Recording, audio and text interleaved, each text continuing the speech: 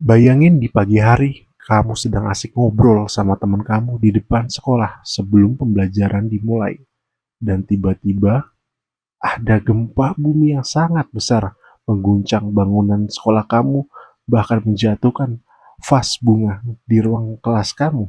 Kira-kira apa yang kalian lakuin? Lanjut mengobrol atau terbang ke angkasa seperti Superman? Ya, tapi kayaknya itu nggak mungkin. Dan juga, kenapa gempa bumi itu bisa terjadi? Apakah ada makhluk raksasa yang sedang mengguncang-guncang bumi atau memukul-mukul bangunan sekolah kamu? Kira-kira kenapa ya? Ya, daripada kita bingung dan berpikir yang aneh-aneh, lebih baik kita tunggu pembelajaran dari Bapak Guru yang satu ini. Saksikan dan simak baik-baik tentang materi gempa bumi. Indonesia sering dilanda gempa bumi. Hari ini kita akan mempelajari jenis-jenis gempa, dampaknya, dan cara menyelamatkan diri saat terjadi gempa. Menurut kalian, apa yang perlu kita ketahui untuk memahami fenomena ini? Ketika mengakses internet menggunakan gawai, aku mengetahui bahwa gempa bumi disebabkan oleh beberapa hal. Salah satunya adalah pergeseran lempeng bumi atau gunung berapi. Jika begitu, bagaimana kita dapat mengetahui jenis-jenis gempa berdasarkan penyebabnya? Aku juga ingin tahu bagaimana cara memprediksi gempa. Karena ketika melihat sosial media, ternyata gempa itu sangat mengerikan. Lalu bagaimana cara kita mengetahui kekuatan gempa bumi? Kira-kira apa masalah utama yang ingin kita selesaikan hari ini? Kita harus memahami jenis-jenis gempa dan mengetahui penyebabnya. Ketika aku membaca beberapa website berita di Google, aku mendapati jika gempa dapat menyebabkan bencana tambahan seperti tsunami. Sehingga kita perlu mengetahui bencana susulan yang diakibatkan oleh gempa bumi. Sepertinya mempelajari alat untuk mengukur gempa merupakan ide yang bagus. Contohnya ialah seismograf. Kemudian, kita juga harus mengerti cara menyelamatkan diri saat gempa. Seperti yang aku lihat di internet melalui tablet kakakku. Gempa tektonik adalah jenis gempa yang sering terjadi di Indonesia. Gempa tektonik disebabkan oleh pergerakan atau pergeseran lempeng bumi. Sedangkan gempa vulkanik terjadi karena aktivitas magma di dalam gunung berapi. Biasanya ini terjadi sebelum letusan besar. Sepertinya jenis-jenis gempa hanya itu saja. Masih ada lagi Adi, yaitu gempa runtuhan yang disebabkan oleh peristiwa alam, seperti tanah longsor. Kemudian ada juga gempa tumbukan yang disebabkan oleh benda langit atau asteroid yang jatuh ke bumi, dan yang terakhir adalah gempa buatan. Gempa buatan itu adalah, aku lupa. Apakah kamu tahu apa itu gempa buatan? Kemudian, tempat terjadinya gempa atau titik pusat gempa itu disebut dengan hipocentrum. Gempa juga melepaskan energi berbentuk getaran, yang disebut sebagai gelombang seismik, yang merambat baik di dalam lempeng bumi dan juga di kerak atau permukaan bumi. Dan gelombang seismik juga bisa digunakan untuk menentukan jarak hipocentrum dari lokasi tertentu. Aku memperoleh informasi ini melalui AI atau Artificial Intelligence, yang dimana aku menggunakan ChatGPT dan Perplexity. Wah, pantas saja gempa bumi dapat dirasakan pada jarak yang jauh. Ternyata hal ini disebabkan oleh gelombang yang merambat pada lempeng bumi, yaitu gelombang transversal dan gelombang longitudinal. Aku menanyakan hal itu pada AI, dan AI menyatakan bahwa gelombang yang merambat di dalam lempeng bumi berupa gelombang primer dan sekunder. Gelombang primer bergerak lebih cepat daripada gelombang sekunder. Kira-kira apa yang menyebabkan gelombang primer bergerak lebih cepat ya? Terima kasih karena sudah membantuku. Lalu, alat apa yang kita gunakan untuk menemukan lokasi gempa bumi dan mengukur kekuatan gempa itu? Wah, jadi ada ya alat untuk mengetahui lokasi gempa bumi beserta kekuatan gempa tersebut.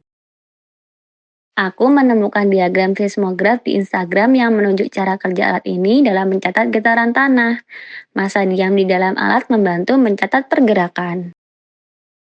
Lalu, bagaimana cara kita untuk mengukur kekuatan gempa bumi? Berdasarkan apa yang aku baca di website, magnitudo digunakan untuk mengukur energi gempa.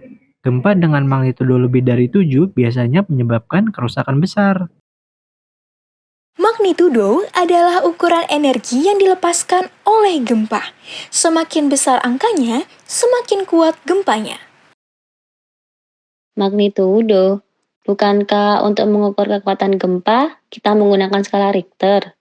Memang apa bedanya? Wah, pemahaman kamu tentang gempa bumi itu luas sekali ya. Terima kasih sudah membantuku lagi. Kemudian, apa yang kalian ketahui tentang tsunami dan gempa susulan yang sering terjadi setelah gempa besar? Silahkan mencari sumber informasi melalui internet. Aku membaca di website milik BNPB bahwa tsunami biasanya terjadi jika gempa memiliki hipocentrum di dasar laut, seperti yang terjadi di Aceh tahun 2004, sehingga menyebabkan bencana lain, yaitu tsunami.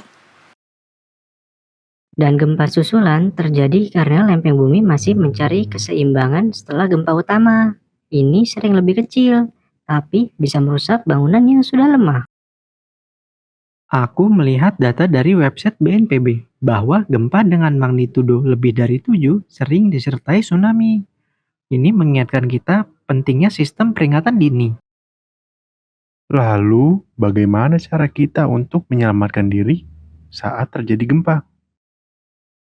Berdasarkan apa yang aku lihat di YouTube, kita harus mengikuti prinsip drop, cover, hold. Segera berjongkok, berlindung di bawah meja, dan tetap bertahan sampai gempa selesai. Bagaimana jika kita berada di luar ruangan? Kita juga perlu menyimpan peralatan darurat seperti senter, makanan, air, dan kotak P3K. Ini penting jika kita terjebak di dalam rumah. Berdasarkan semua yang sudah kita diskusikan, hal apa saja yang kamu pahami? Jadi, gempa tektonik adalah gempa yang sering terjadi di Indonesia, karena Indonesia terletak di pertemuan 3 lempeng besar, Indo, Australia, Eurasia, dan Pasifik.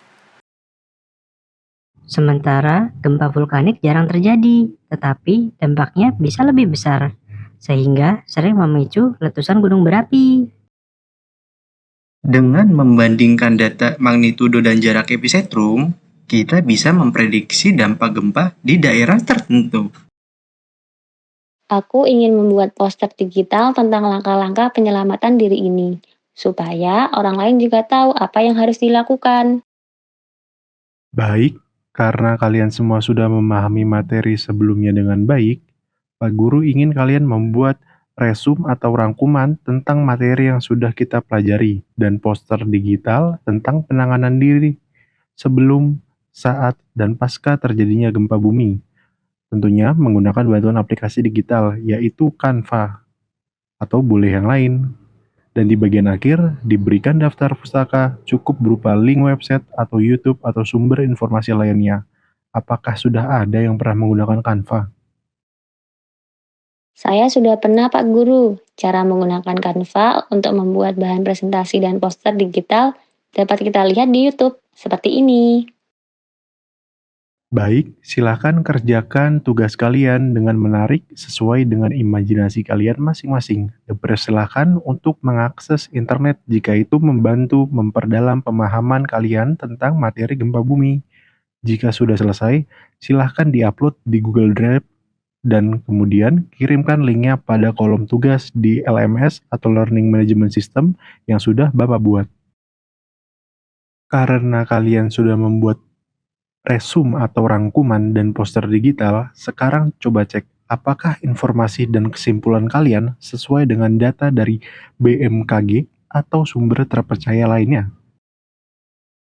Aku memeriksa data dari website BMKG, dan memang benar bahwa gempa tektonik adalah yang paling sering terjadi di Indonesia. Aku sudah mengecek website milik LIPI atau Lembaga Ilmu Pengetahuan Indonesia. Dan benar, tsunami sering terjadi setelah gempa besar dengan hipocentrum di laut. Seperti yang terjadi di Aceh pada tahun 2004. Oke, sekarang kalian sudah memahami dengan baik cara mencari informasi melalui internet, yaitu dengan memverifikasinya pada sumber-sumber yang terpercaya. Kalian bisa melihatnya di BMKG, BNPB, LIPI, website milik universitas, ataupun melalui jurnal-jurnal yang terdapat di Google Scholar ataupun yang lainnya. Ingat, ketika menemukan informasi dari internet, jangan langsung dipercayai 100%. Kalian perlu memverifikasinya terlebih dahulu. Sekarang, silahkan presentasikan hasil diskusi dan riset yang telah kalian lakukan.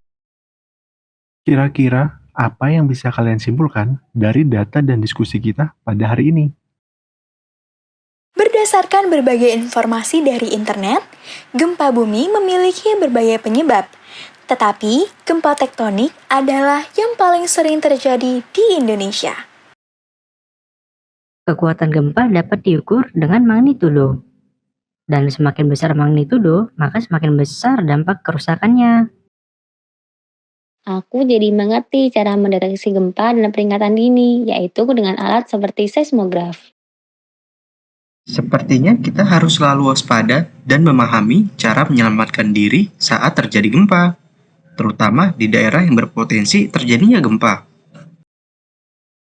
Berdasarkan diskusi hari ini, aku jadi mengetahui bahwa menyimpan peralatan darurat seperti senter, makanan, air, dan kotak P3K itu penting, sehingga ketika kita terjebak di dalam rumah, kita akan aman.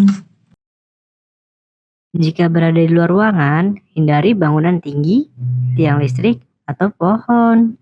Carilah area terbuka yang aman.